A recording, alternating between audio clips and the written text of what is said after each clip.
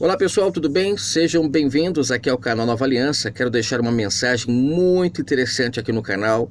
Uma mensagem que eu tenho certeza que irá abrir os olhos de muitos que ainda não estão enxergando que nós estamos vivendo a grande apostasia e que de fato estão extinguindo a cada dia mais o agir do Espírito Santo. Não estão deixando as pessoas serem guiadas por ele, trazendo mensagens enganosas como essa que eu vou trazer hoje. E eu tenho certeza que após você compreender a profundidade do que está escrito aqui, você vai compreender e perceber o quão é profundo esse abismo que os líderes religiosos estão colocando na mente das pessoas. Eu quero falar sobre Hebreus 4, verso 12, que é uma passagem muito utilizada fora do seu contexto, onde diz assim: porque a palavra de Deus é viva e eficaz, ela é mais cortante do que qualquer espada de dois gumes, e penetra até a divisão de alma e espírito, e de juntas e medulas, e é apta para discernir os pensamentos e intenções do coração. Muitas pessoas, quando leem esse verso, elas dizem que aqui Paulo está falando do livro Bíblia, ou se não é do livro Bíblia, ele está falando então dos pergaminhos, né?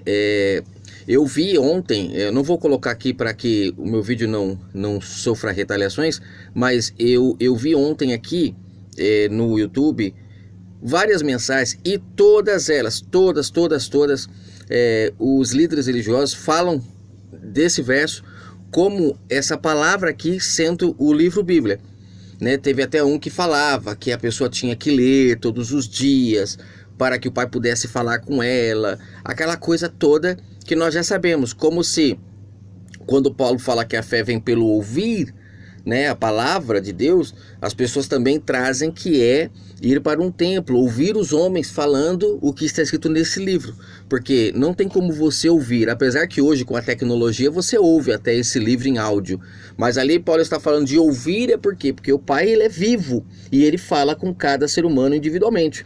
Quando fala que sua palavra é viva e eficaz, Paulo não está falando de um livro, é óbvio que ele não está falando de um livro, ela é tão viva e eficaz que Paulo mesmo, por ouvir essa palavra que é viva e eficaz, escreveu esses livros que hoje nós lemos.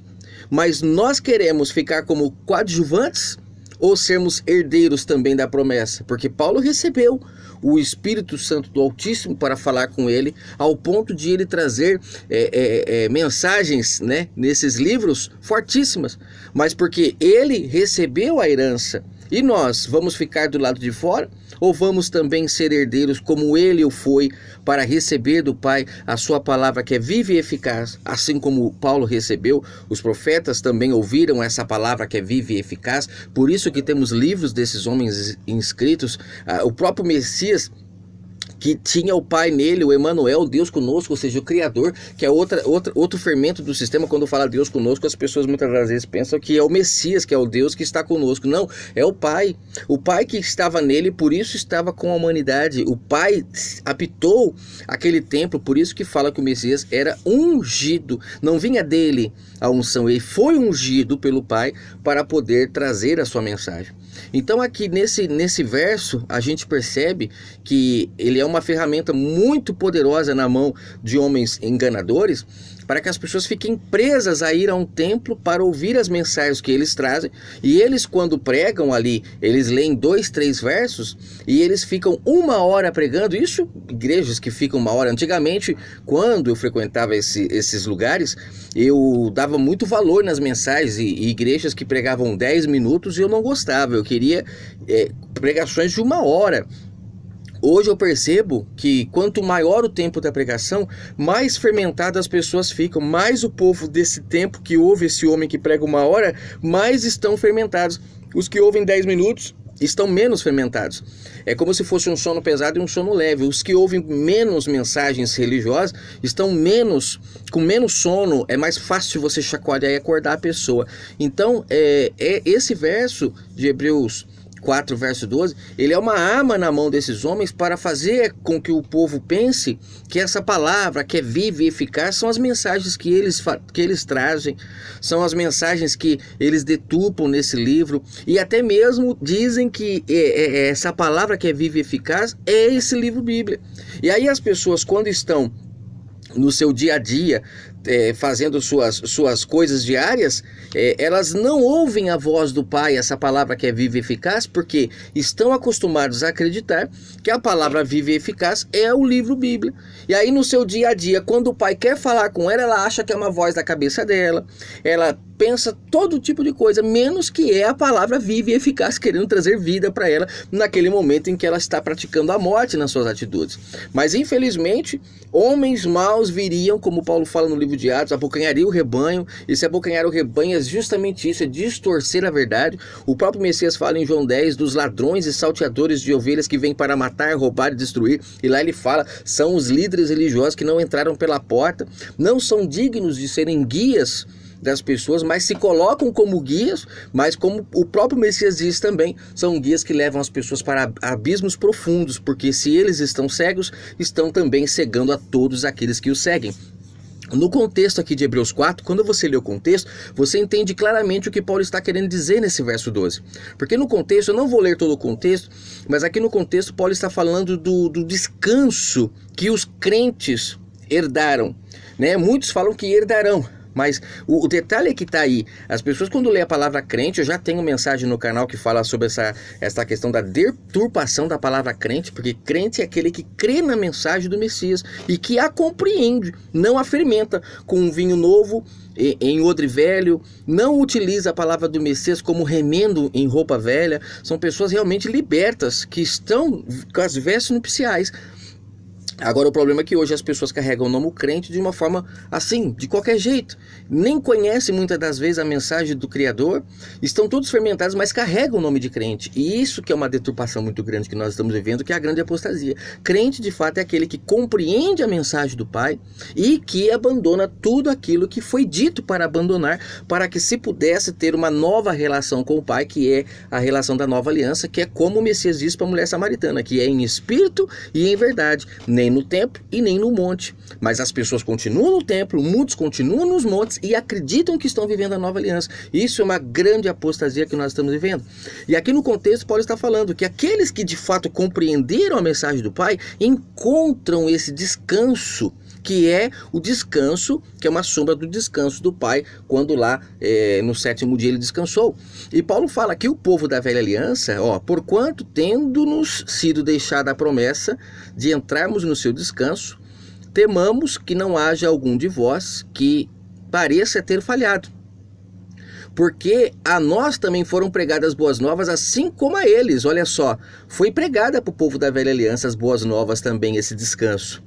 A palavra da pregação nada lhes aproveitou, porquanto não chegou a ser unida com fé naqueles que as ouviram. O que é ser unida com fé? É simplesmente acreditar?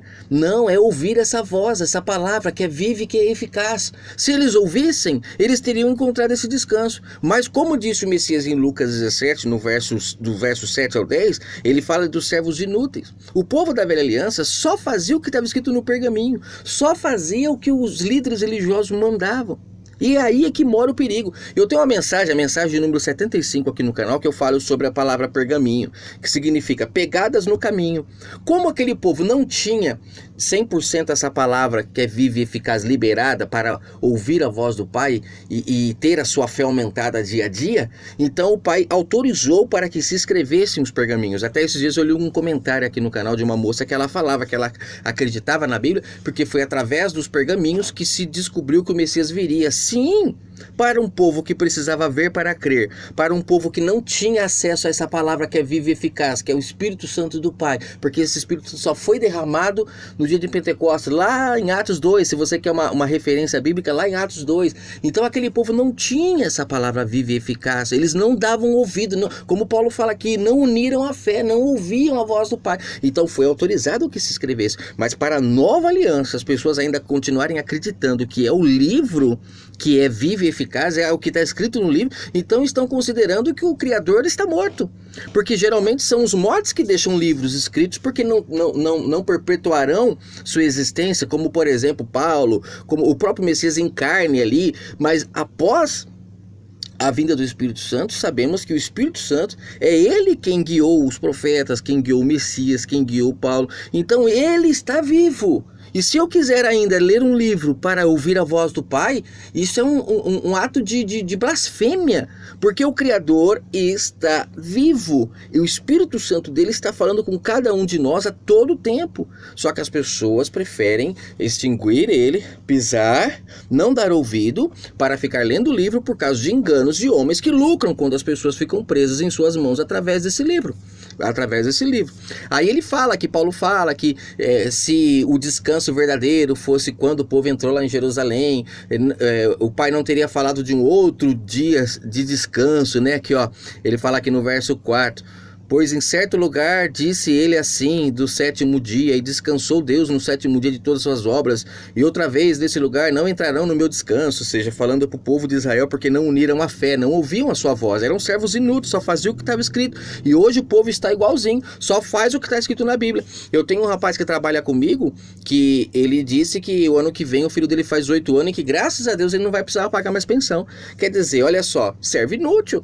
Quer dizer que só vai ajudar o filho até os 8 anos porque a lei manda? O filho não é filho até o fim da vida? Não, a lei mandou, acabou. Então é servo inútil, só faz o que é certo porque a lei manda. É servo inútil, como o povo de Israel era. E foi isso que o Messias falou. Não adianta, se a pessoa fizer apenas o que ela foi mandado, de nada serve. O filho legítimo, o herdeiro da promessa, é aquele que é guiado por essa voz, por essa palavra que é viva e eficaz, que discerne tudo, que a pessoa tem luz no seu entendimento para fazer o que é certo, sem precisar ninguém ficar ensinando.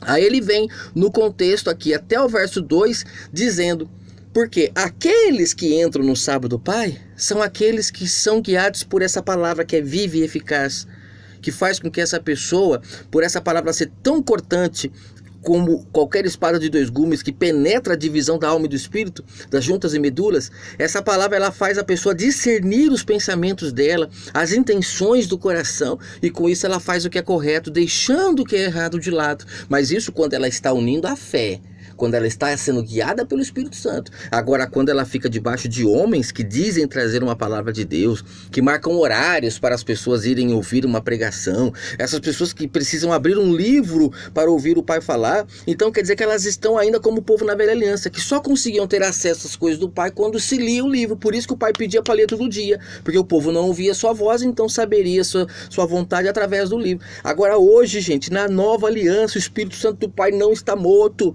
O Pai não é um homem que tem que escrever para deixar escrito ali o que ele pensa para depois os outros lerem. Não, ele é o alfa e o ômega. Ele está do princípio ao fim. Ele não morre, ele não tosqueneja. Ele está vivo.